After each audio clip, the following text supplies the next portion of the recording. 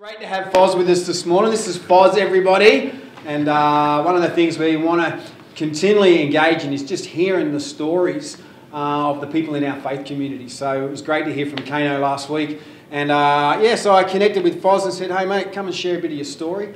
So I might just get you to introduce yourself to the crew out there in the world online.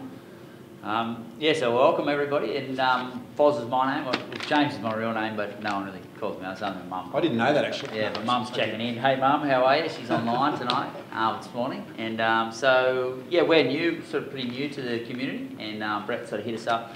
So my wife Shelley, and we've got 4 little ones. So we've been here about sort of 6 months, I think, and just loving it. And so Brett reached out, and I thought, we'll go out on a limb and share a bit of our story. So it's cool. Yeah, it's awesome, mate. I mean, Foz is a businessman. He runs a couple of businesses, family man, busy life. And so I was kind of curious just to kind of see how this season of COVID-19 has kind of impacted you and your family, and how you're kind of walking through that.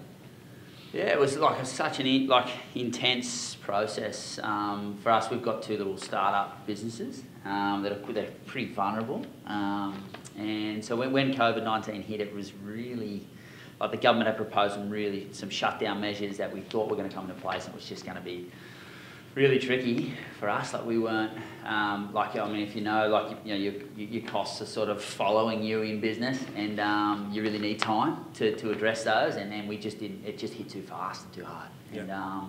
And so it really meant that our costs, we didn't have time to fix that up, so it was just sort of going to walk us off a cliff as such. And we're in a position where it's going to really mean the end of a lot of what we sort of worked for. It was it was an intense time. But what was happening internally for me at that time was, like at the beginning of the year, I just took off for 3 or 4 days, just camping on my own, just to steady myself for the year. And just actually in that time, God really met me, like really ministered to me in that time, and sort of brought home a couple of things that I didn't realise at the time were really important for this time, for such a time as this. It was really like it was impressed on me. The one thing that was left with me was that faith is more of a letting go than it is of a striving.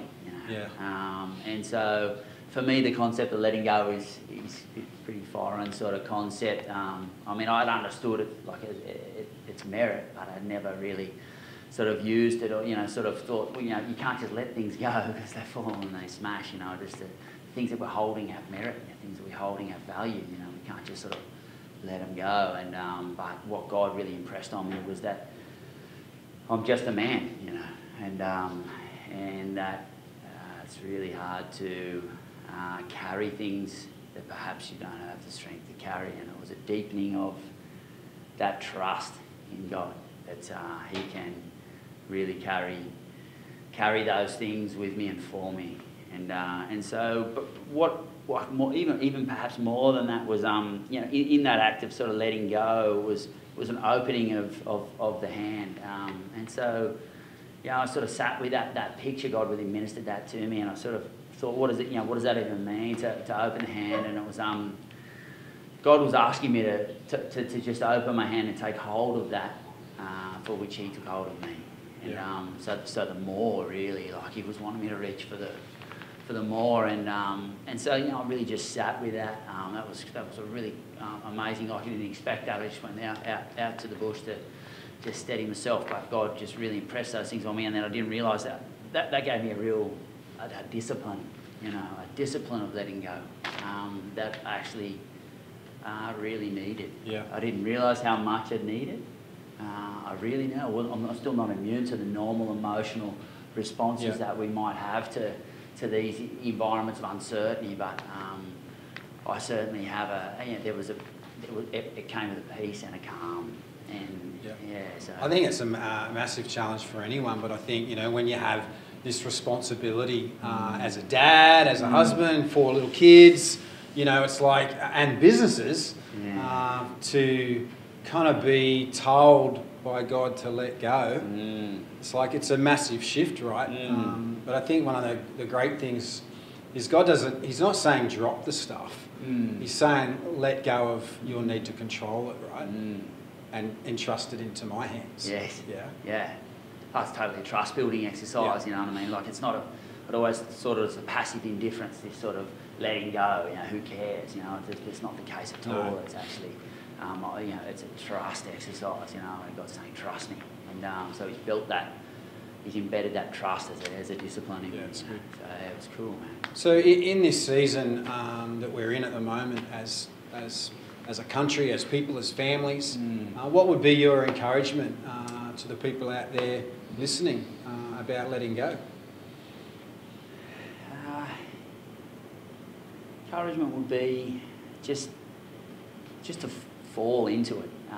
So this word of falling, you know, like it's a beautiful thing, and like we've experienced it in this community, you know what I mean? And so we can fall into the grace of God, fall into the transformative work of God. That's great. Because I haven't found it lacking, not even in this season. So, yeah, it's cool. Yeah, it's good.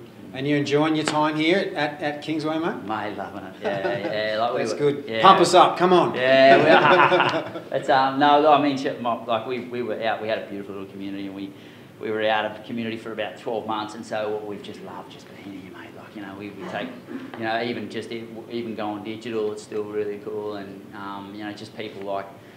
So many people we just haven't missed it. You know, we've just taken it in. We've taken it in the heart of the place, and you know, people just taking our kids at kids' church and just welcoming us in. So we're still getting to know everyone, and we're still just reaching out. But we've just been so blessed. Like we don't feel like isolation. It doesn't feel like isolation to us.